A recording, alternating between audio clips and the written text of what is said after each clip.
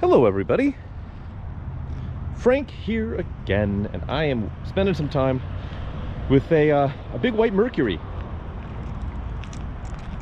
It is a 2004 Grand Marquis, or Grand Marquis, and yeah, it's only got 41,000 miles on it. It's a GS trim level, so it's got some niceties, you know, leather.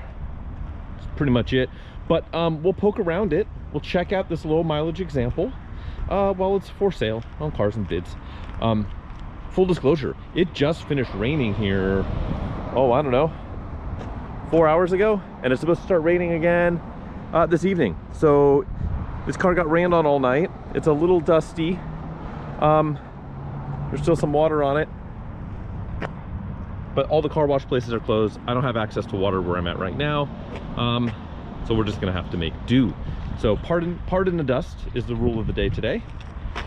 And yeah, so this car specifically, if I can get my shadow out of here, low mileage, pretty decent shape. A lot of these got beaten up. This one does have some flaws we'll go over, but it's not these, you know, just put it this way, they were driven by people who were advanced in age and tended to bump into things. This one does have some you know, some minor damage and some touch-up paint on the bumper cover here. A little bit in the center of the bumper. This chrome strip here is pretty well pitted out, starting to come apart. It's there, it's not going anywhere, but it's not pretty. All scuff. I can tell by looking this car over that certain parts of it have been repainted. I don't see any real collision damage or repairs from after collisions, but there are some panels, mostly the quarter panels, this rear door, there's some overspray. So this has had some paint work done in its past. It still presents decently, you know, just walking around it, but when you get up on fine detail, there's a little bit of orange peel to some of the paint. There's a little bit of overspray in some spots, like right here on this trim, which means they painted this on the car. Not ideal, but with all of that, you know, it still shows well. So it's a decent looking vehicle. Let's use the luxury of keyless entry. You can see there's a little bit of haze of some overspray on that trim there. There's multiple spots like that. I'm not gonna be able to get them all in the video here, but just know it has had some. You can see there's some paint in the gap there, which is not supposed to be there. You really see it on the reveal molding here on this back window. So this roof has been painted as well. If you're up on your Ford paint jobs of this era, you know, a lot of times you'll see it. You'll just see big sheets of this, especially this fleet white paint coming off of these cars. I suspect that's probably what it was, because it's all metal. Sounds like it anyways. Same with the roof, and these, mostly these top facing parts. You can see some overspray here too. So just know this is not a completely perfect factory paint job. It still looks great, you know. If you're up close, okay, yeah, you can nitpick.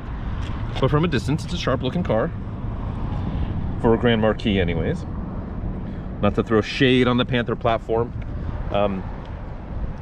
I've never considered this a particularly stylish or handsome car, but this one does show well. Same story with the trim here. Sunburnt. Maybe that was it. Maybe the paint was sunburnt and they painted over it. See some overspray here. So both quarters have been painted.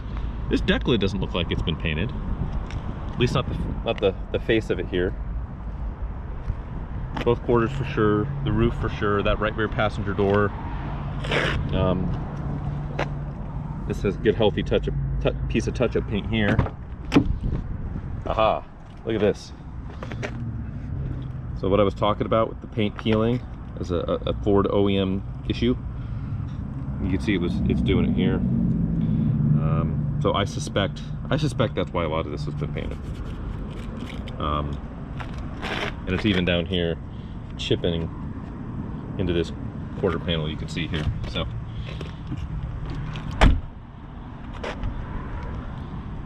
the more you know.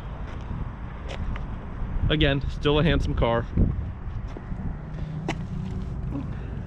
See some of that too. All right, I don't know the passcode for this, unfortunately. I wish I did because it's cool. Maybe it's in the manuals, we'll see. Inside, nice place to spend time. You and 5 of your closest friends can hop on in. Got a bench in the front and a bench in the rear. Leather's held up pretty well. Some creasing, some light splitting here in these creases. Still nice and soft. This, you can see this lumbar support here.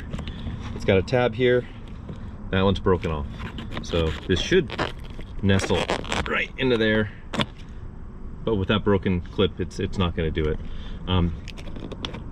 This piece is just replaceable. I bet you that's a whole $6 part. But that's what that's like. Carpets are nice. 41,342 and counting. Start it up.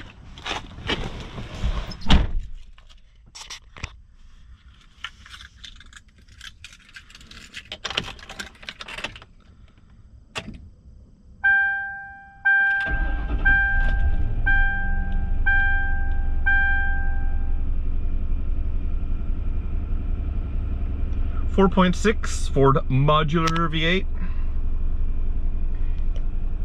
Nice and reliable. Adequate power. V8 sounds. Let's test out this AC while we're here. There we go.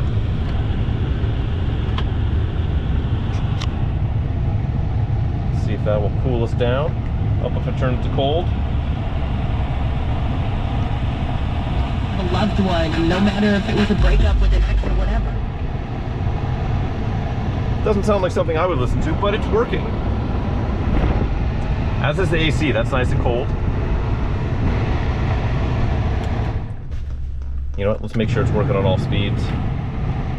Yep. Okay. Windows. Let's make sure they are doing their thing.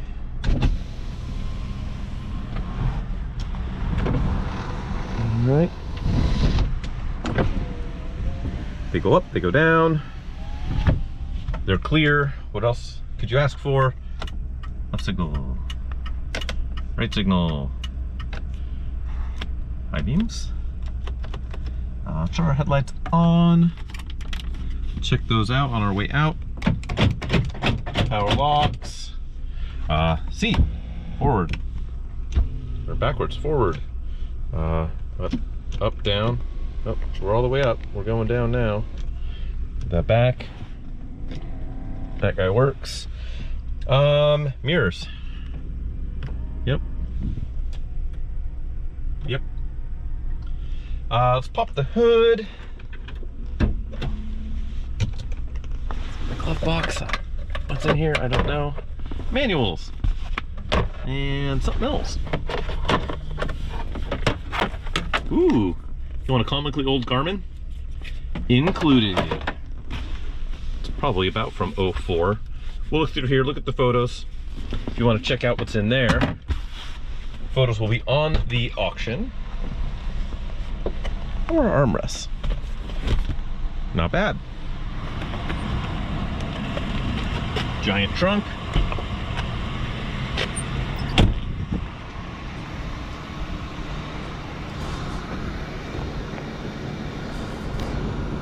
See if you can figure out how to open the hood. One-handed anyways, there we go.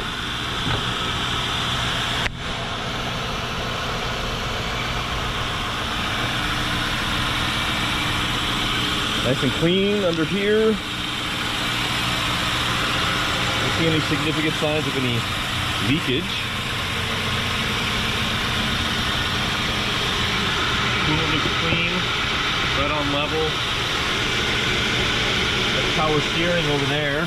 That looks good. April of 21 on the battery.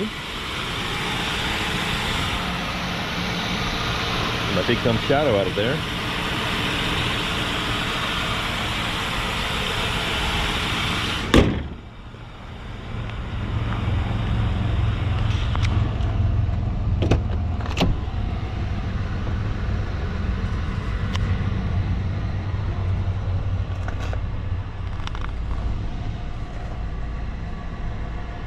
Also nice over here.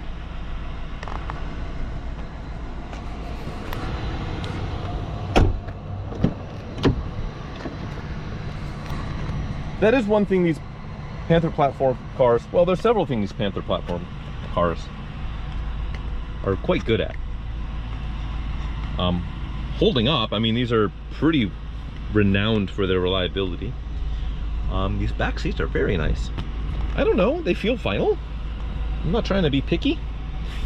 I assume that's just how they are, but they've held up very well, whatever material they're made out of. Headliner's very nice.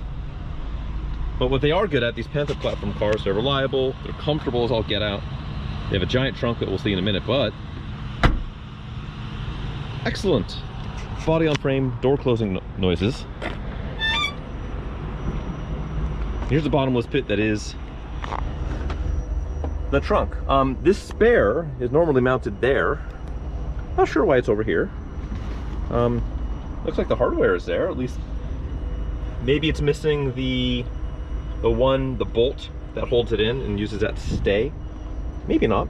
But you know, there's that. And this is the original spare, 2004 on the date code. So I suspect this is pretty well original, unless it was replaced pretty much immediately after they bought it. And that's kind of it. So let's go for a drive and see what it's like on the highways and byways of America. All right, let's do it. Okie dokie, off we go.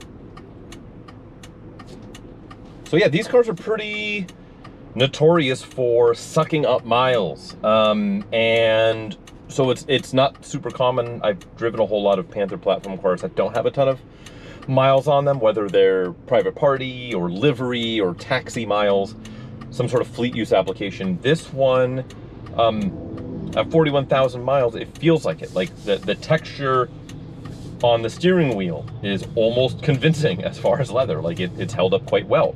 The steering feels good. Everything feels tight. The turn signal, flipping it on just now, feels excellent. It just doesn't feel worn out, which the extreme majority of these cars under fleet use and just private party use, big miles were put on them, which is great. They're capable of doing that. And they're easy to keep on the road and cheap to maintain and reliable. But one with this low mileage, you can really feel what it was close to new, what it felt like. And that's what this feels like. It just feels tight. And to potentially illustrate what that is like, let's take some tight turns, which this car's not built for at all, but let's do it.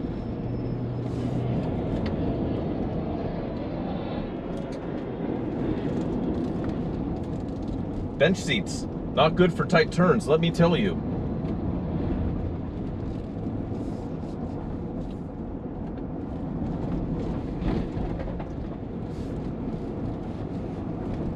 Okay, so I'm sort of just having fun here. This is just a frontage road at the airport here.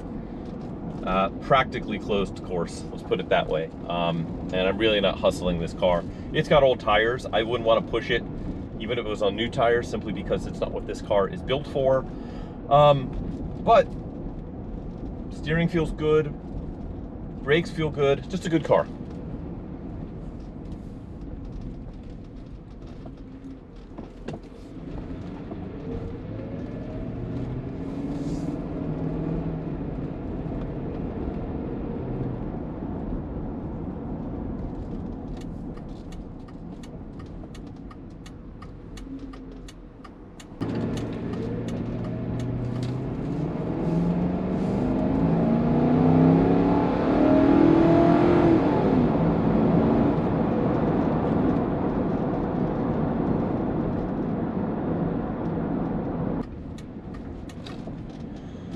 Okie dokie. Grand Marquis, it says real big right there, so you don't forget. It sort of has no business being this nice. I attribute that simply to the mileage of this example. You know, it's fairly basic as far as a modern car goes. But I think that's sort of why you buy something like this, is you don't want a modern car. This feels like an older car. It's a throwback, a vestige of yesteryear, however you want to draw it up. But this particular one at 41,000 miles and change just drives well, and it could be yours. If you want to head over to Cars and Bids to check out the auction there. So follow the description in the link below, where you can see how the auction is coming along. As always, bid often, bid early. Thanks for riding along and checking this one out with me. And until next time, toodaloo.